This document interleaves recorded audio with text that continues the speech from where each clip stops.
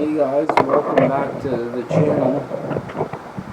Today we're going to be talking about the topic of the stores and businesses in Bathurst, New Brunswick are extremely abusing the COVID policies. And before you think I'm an anti-masker, I'm not.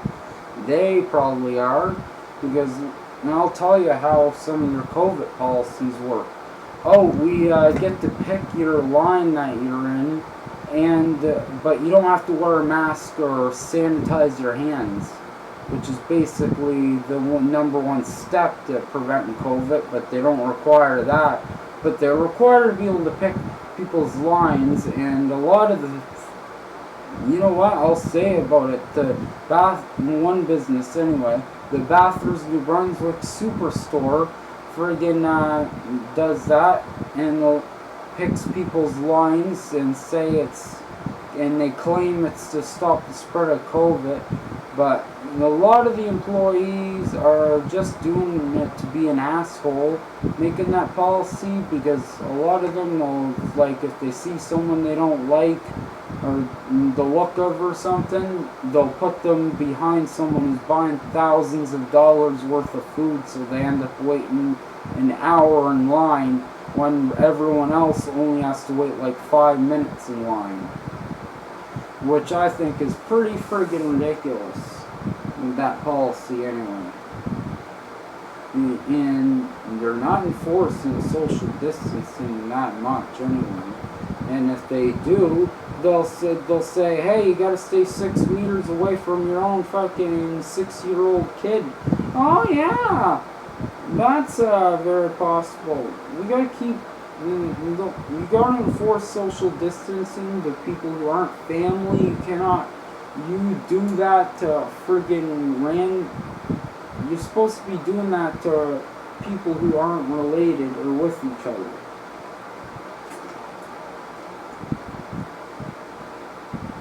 And if you really want to stop the spread of COVID to the stores, you require masks and people to sanitize their hands. But they don't. You know why? Because they're taking advantage of the whole situation and just using it to be able to friggin' abuse customers without getting in trouble. Because they can say, oh, it's our COVID policy. But they're not enforcing any of the friggin' COVID policies and that friggin' actually stop the spread of COVID, like wearing masks and hand sanitizer. They're not enforcing that whatsoever. They're just being a jerk completely. They make people stand outside in the rain to wait to come into the store. And they weren't doing it the other day. So that just proves right there that's not a step to prevent COVID. It's just a way to be an asshole to the customer. They were obviously having a bad day that day and say, you know what, I'm not going to let anyone in the store and make them stand out in the pouring rain and wait a half hour to get into the store. That's what happened to me today anyway. I ended up showing up on a day, I guess, a day where whoever the owner may be, I don't know, who runs the superstore, I guess whoever was running it is saying, you know what, I'm having a bad day, we're going to be assholes to the customers and do that. Like, oh yeah, we're trying to help stop the spread of it, but you know what, you don't need hand sanitizer and wear a mask. We just need to be able to pick your line and make you stand outside in the rain. Tell me that's not a friggin' attack against the customer because they just they're having a bad day or something and oh yeah, I don't have to friggin' respect customer rights anymore because COVID's around. They're taking advantage of the whole situation.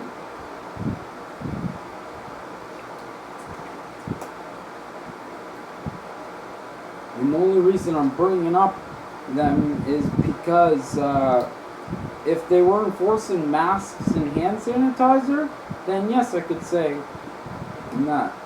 But still, even if they were doing that, it still doesn't excuse the fact that the other policies, which are just not policies that are to stop the spread whatsoever.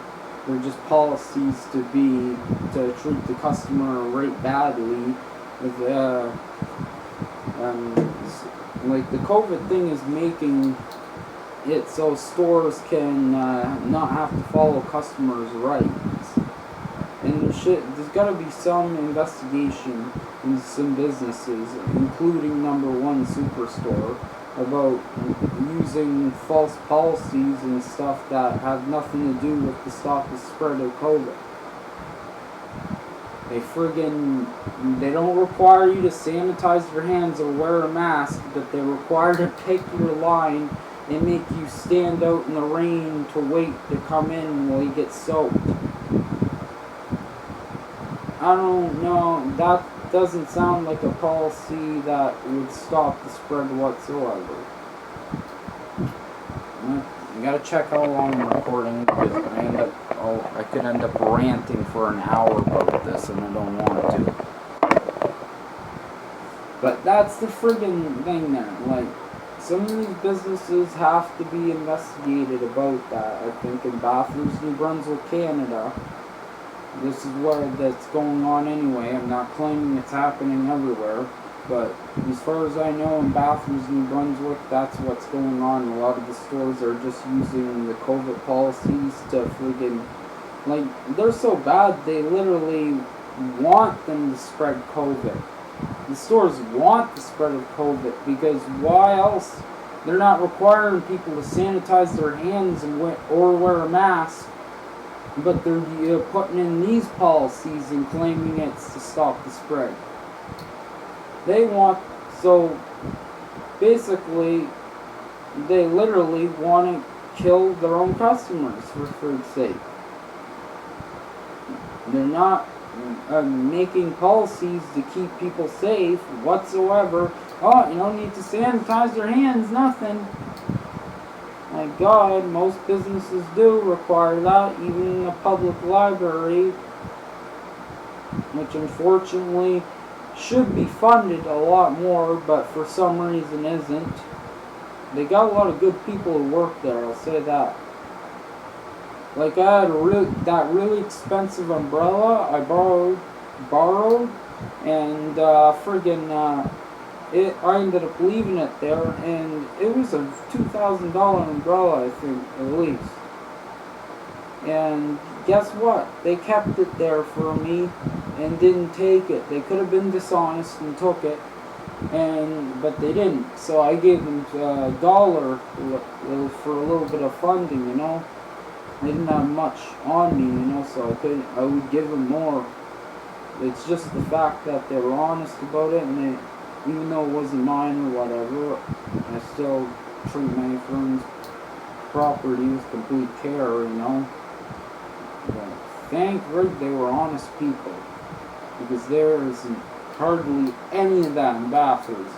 I can say the people I met at the people who work at the public library in Bathurst, New Brunswick, were probably the one place where I didn't see a bunch of corrupt people who friggin' discriminate on how poor you look, and they don't.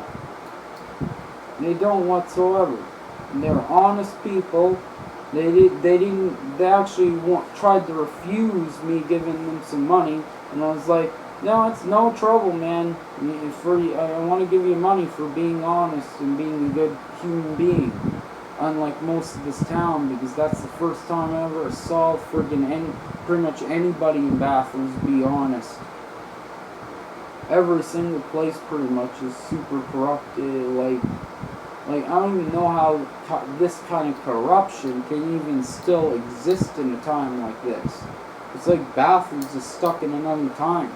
In Campbellton, man, I heard it's really bad up there right now.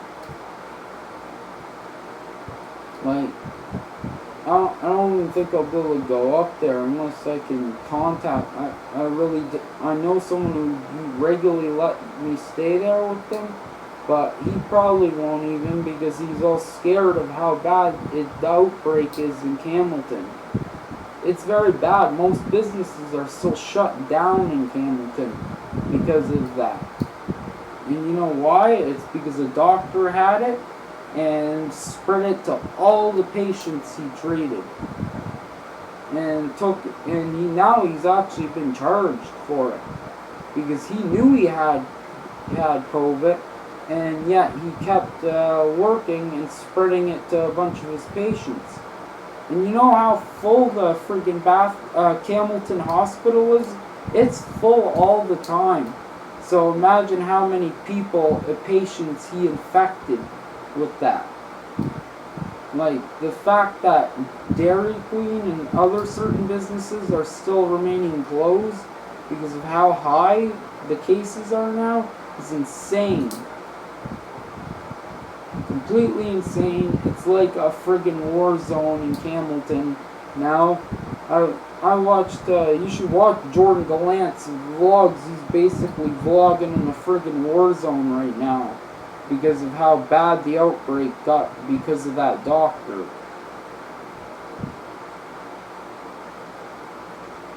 Like, and even if I was to go up to Hamilton, I would be very careful, and I have to make sure. I'm pretty sure a lot of people would be too scared to even let me stay there because of how bad the outbreak is there. So I don't think I'll even be able to ask someone. I asked Jordan, he said he couldn't. So unless you want, we can video chat though. I can teach him. I wanted to help him out with his channel and stuff, but I can still do that over video chat, you know, and help him grow his channel and stuff. I even helped, got my friend named Sebastian start a channel and stuff. Unfortunately, he doesn't have a phone to record on, but I'm gonna let him use my phone when I'm staying with him. I'm gonna let him use my phone to record on his channel and all that, of course. But hopefully he does get his own phone, so he doesn't have to ask me all the time, you know. But I wouldn't mind, as long as it's not a million videos a day. Yeah, I like to help people start a channel and grow it and stuff, you know. I'm not one of those friggin' idiots like I showed you in one of my videos there, who are basically titling every video how to make money on YouTube. And if you make that many videos and you're titling the same thing like that, don't listen to the guy. If he only makes one video about it and that's it, then listen to that guy's advice. But that guy showed you who's on YouTube. Like, I don't even know how he ain't removed, because I'm pretty sure there's a policy against re-uploading the same stuff, and that's what he's basically doing. Every single video he has is how to make money on YouTube, how to grow your channel, how to get subs, how to go viral. And hey, that's obviously clickbait and a lie. Just by looking at how many subs he has, he's obviously lying because he hasn't gone viral. If you know how to go viral, why haven't you gone viral? Exactly, you're lying. This guy just lies to everyone. And that's why he stays at a very small sub count over years. And one person might comment anyway that was sub-botting, and I'm like, oh my god, you really, like, you know how easy it is to make a channel look like you're sub-botting? I could friggin', like, I don't know how to do it anyway, but as far as I've seen Jay Dawson do it, you can copy any channel's link and buy subs for it. So I could basically, if sub-botting is against the policy, like how doesn't people say, oh, I don't like Drama Alert, for example, and just fucking buy a bunch of subs and then say they're sub-botting? Like, how do they protect against that? I wonder.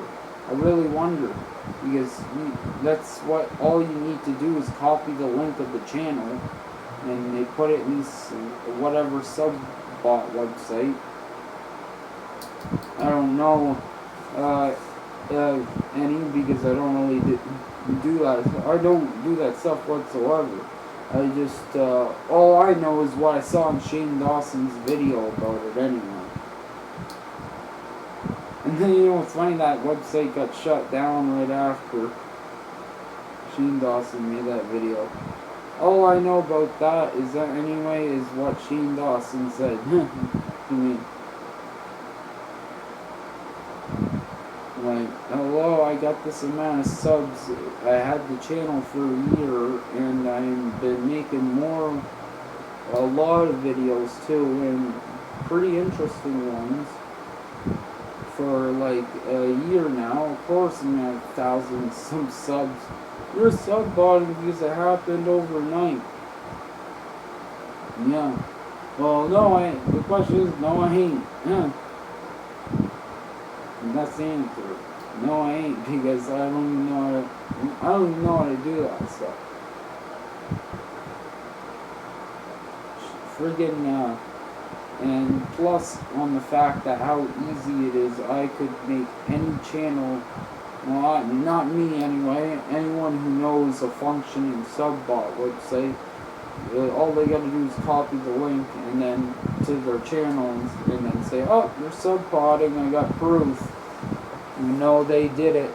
And they could use that to screw over people's channel, which people should not do. So I really wonder how they enforce that policy well.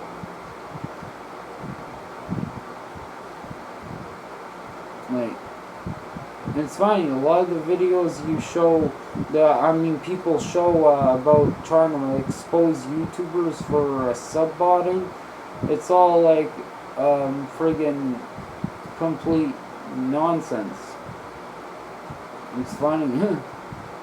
Like, come on, show some goddamn evidence. If they hacked into their computer and took pictures of it connected to their account or whatever, then yeah, I would believe it. But they're just showing some friggin' random website and show it with a link to some popular YouTuber's channel. In reality, they just copied it and put it there to make it look there like that. There was an instance where someone actually exposed that video and showed how easy it is to make a big channel look like it's sub-botting. They copied Drama Alert and put it all over there and showed how fake it really was. Like, guy, if you're gonna expose a YouTuber for sub-botting, at least show some screenshots or something of his account that aren't faked, and that of friggin' them purchasing. And a lot of times, if they aren't able to get that, a lot of times they'll search up some random person's address, take out the person's name, and then put the YouTuber's name into it and say, look at this, here's proof that they ordered it. It's crazy, man, the lengths people do to try to get fame by shitting on other channels. My channel, I don't enjoy doing that, so that's why I enjoy keeping up with YouTube news and stuff and all that, but I don't shit on any channels whatsoever. I'll criticize some channels and give them some helpful tips, but I'll never just start freaking crapping on them. Oh God, man, I didn't want to make this video 20 minutes, jeez. I'm not doing it for ad revenue either, because I don't make any from it. I got 1,300, but it takes 30 days, right, for them to review your account, Google AdSense. But anyway, that was just the topic about how stores abuse the COVID policies and pretty much just want people to spread COVID. They don't care about that. They just want to abuse the customer. Anyway, guys, hopefully you enjoyed. Like and subscribe. Sorry for making this video so long. Like I said, I gotta watch the time on it or I end up ranting forever. Hope you fully enjoyed. Like and subscribe. Check out my Twitch channel where I record the paranormal activity that happens during my sleep. And streaming, I mean. And until next time, peace out.